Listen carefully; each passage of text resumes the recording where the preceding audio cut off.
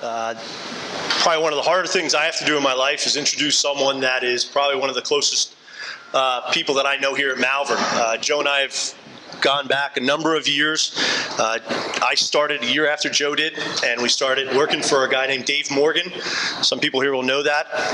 And I know Joe was at the heart of all the Dave Morgan jokes I know and everything else. So I'm going to try to give this a shot. Joe, it's not what you deserve. I'm going to try to do it for you. And again, it's one of the hardest things I have to do in my life right now. Years ago, I watched Cheers and listened to Normisms. Then a few years later, I started watching Seinfeld, and I've been doing all the quotes and lines. Now I want to try to provide you with some Joeisms. The first thing I thought of as I was walking up here was something that Joe probably tells me every day when we talk about something or talk about someone is that reminded me of a story. Another thing Joe says a lot, especially in my office, and I don't know if it's in everyone's office, but it's, let me give you my 2 cents. Every head coach here has heard this one before, and they hear it every year. On behalf of the Malvern alumni, we're with you, win or tie. And the last one, I need everyone's help with, and I'm pretty sure everyone knows this because Joe, I think, owns the line. I think he might have copyrighted it last year, but if I was to ask you or ask Joe, how's he doing today? What's his reply going to be?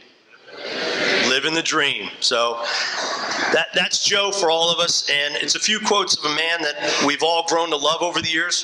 For many of us, he's a friend, a coach, a father figure, and at times a grandfather figure. And I know for me and my family, he's all of that. Joe's first professional experience was not in teaching, especially not here at Malvern, but instead he worked throughout the Philadelphia area.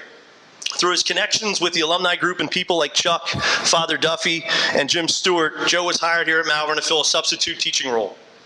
His role grew over the years.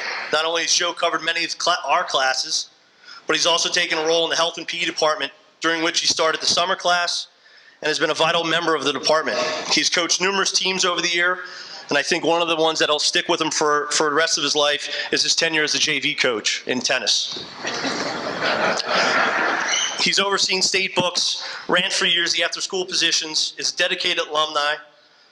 He mentored many of the students. Some are here. I saw them walk in. Some aren't here today, but hopefully will be soon. And I think at times he even bleeds blue and white because there's not many events he's missed over the years.